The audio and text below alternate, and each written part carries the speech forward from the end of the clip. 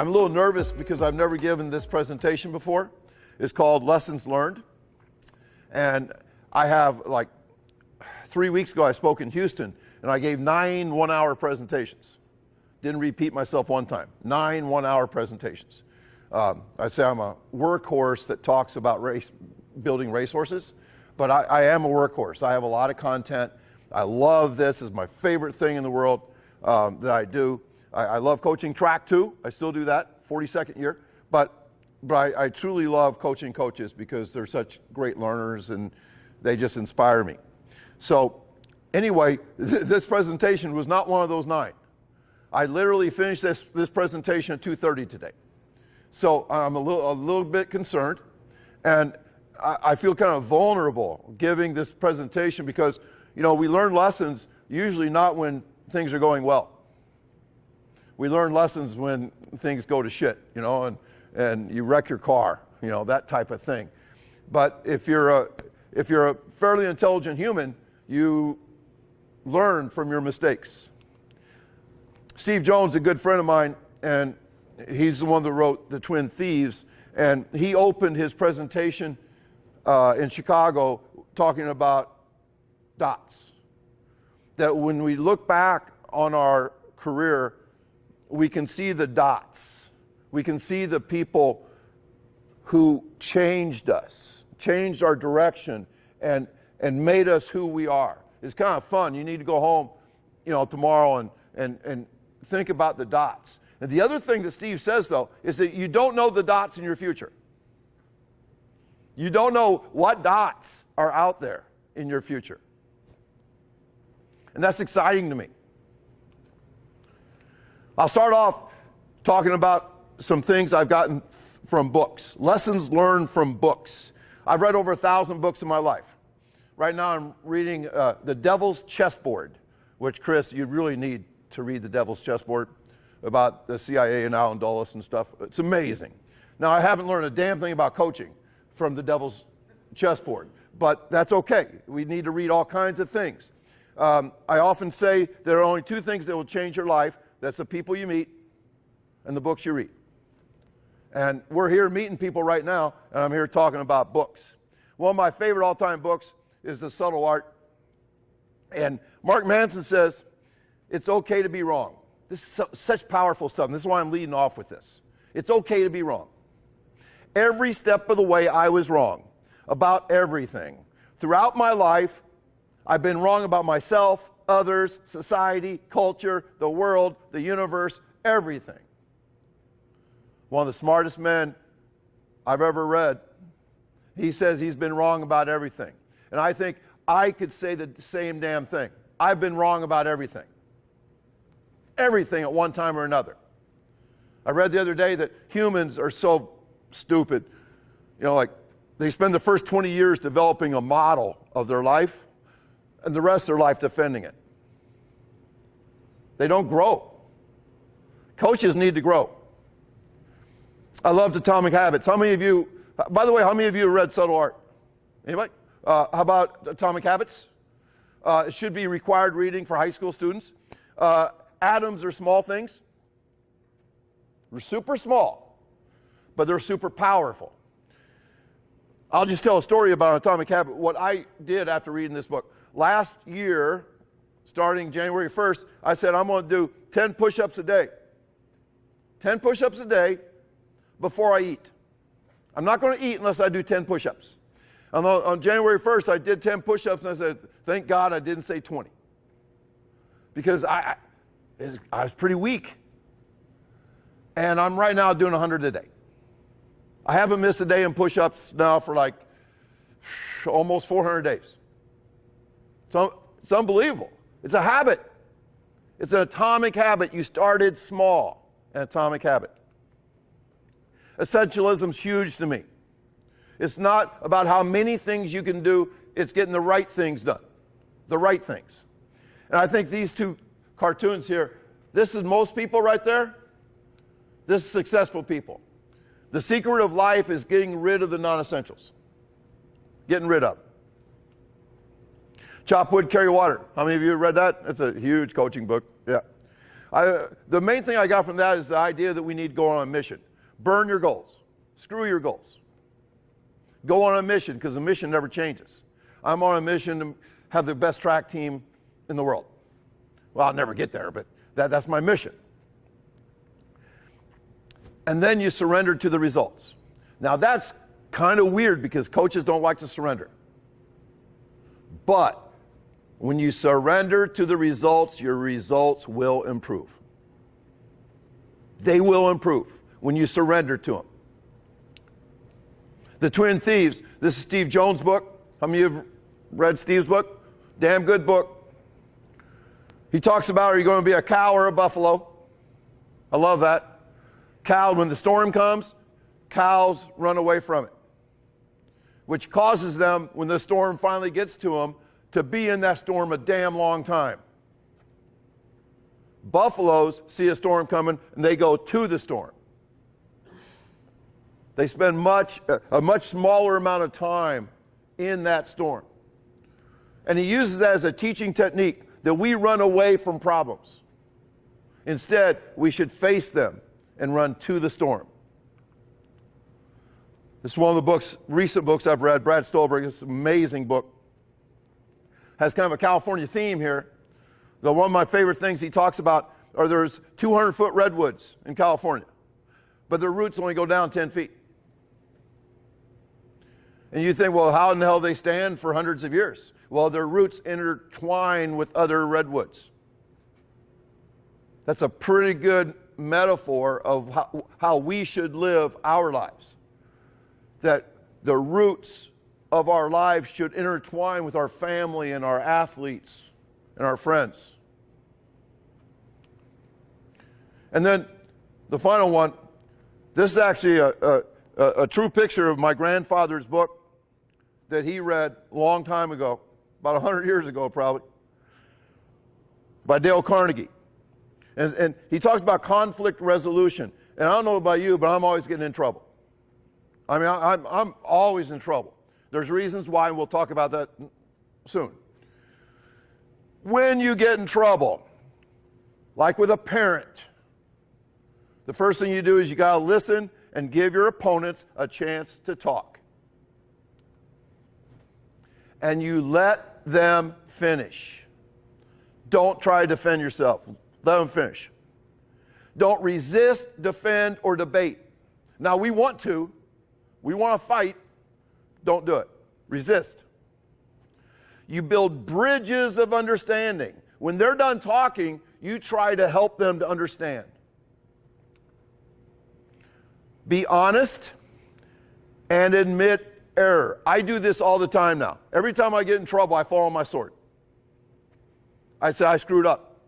I wish I would not have said that. This is why I said it, but I wish I would not have. I apologize. People aren't quite as angry anymore when you do that. You find areas of agreement. For example, if you're talking about, to parents, you talk about how much you love their kid. Huge. And then the most important thing is you don't have to win. You just have to survive. Let's talk about human evolution. I mentioned this in Arkansas a couple weeks ago, and I went, oh, God. Maybe I shouldn't say evolution. Two really important things I think that coaches should think about.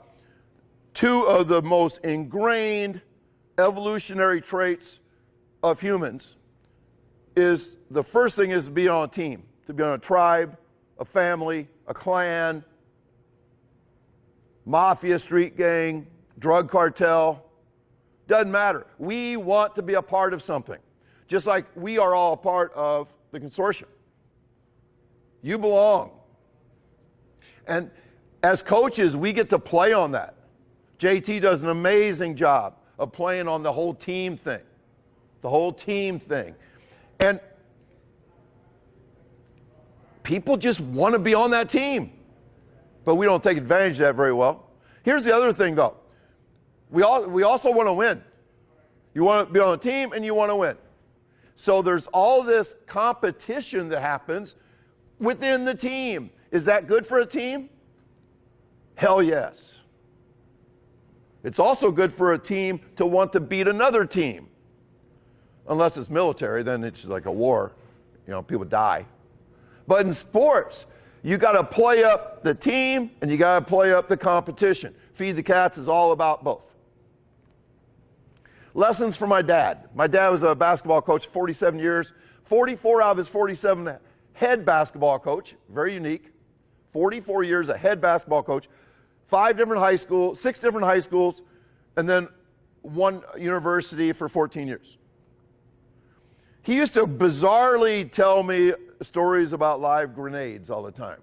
He grew up like he was in school during World War II. And he'd always tell me, he said, if you ever see a live grenade, if you're like in the military or something, you dive on it. You dive on it. You know what he's talking about? He's talking about team. He's talking about being sacrificial for your team. But that's the type of kid he wanted me to, a type of person he wanted me to grow up into. A brave soul that would dive on a grenade if it was thrown into my platoon. And the other thing was to compete. I've never seen a better competitor than my dad, to a fault. He would throw golf clubs. He swore. One time, in 8th grade, I watched a faculty, you ever seen one of those faculty basketball games?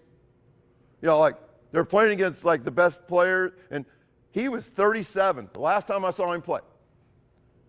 He did not smile. One time. Scored 48. I don't remember him missing a shot.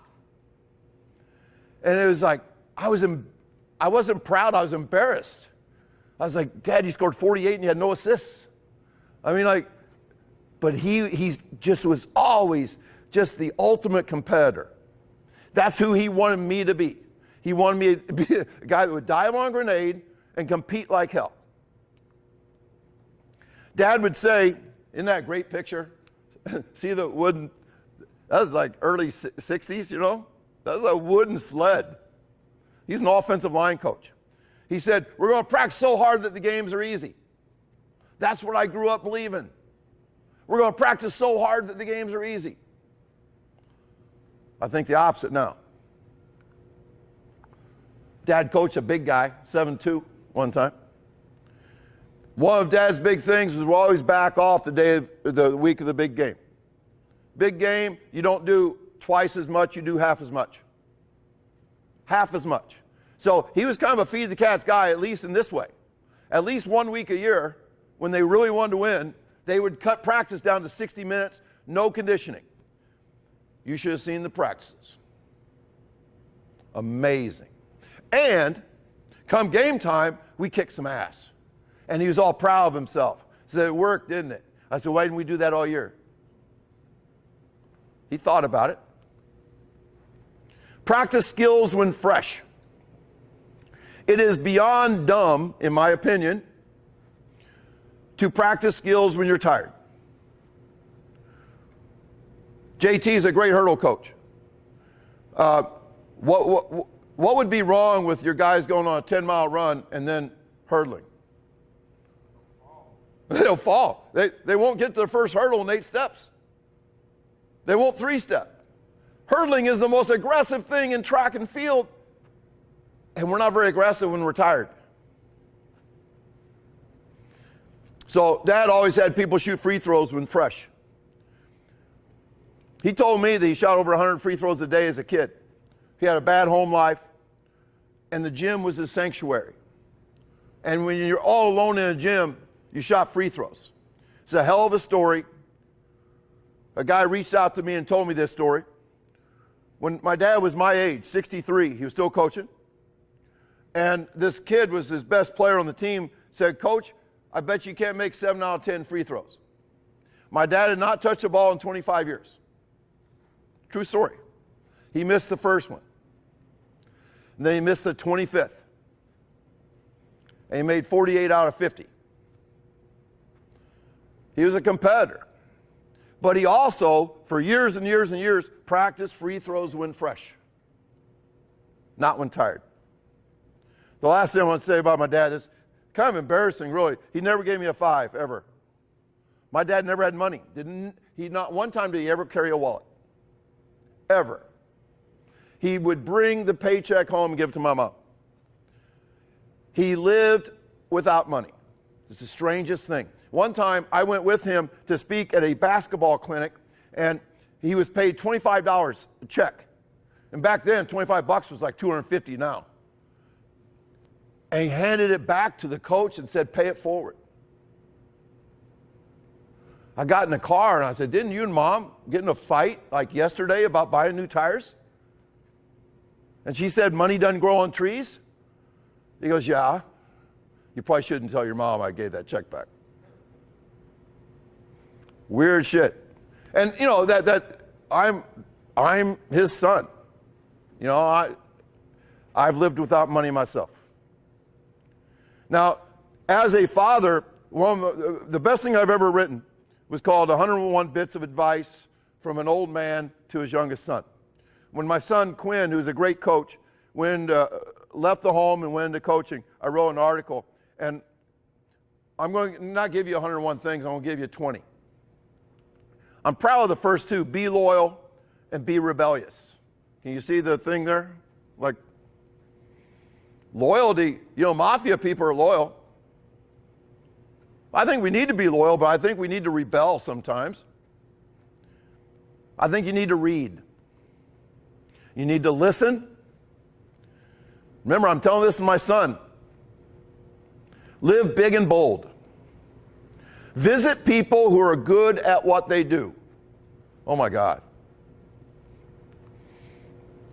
Ask lots of questions and then question all the answers. Become interesting. Too many people they're not interesting people because they don't do anything. And then stay interested. Stay interested in others. Be interesting and get interested. Write. Take notes. Sit in the front row. Don't everybody run up here right now, okay? Sit in the front row. Drink lots of coffee. Declutter and organize. Simplify. Tell stories. And respect your elders. That's just 20 of the 101. If you look up 101 bits of advice, you'll see it. I'm really proud of it. Anything good that I've ever written has poured out of me. It almost like wrote itself. This article wrote itself. Oh, last thing, connect with kids. Connect with kids. I was told one time in a teacher evaluation, I was a great connector. And it's like the greatest thing I've ever heard. I connected with kids.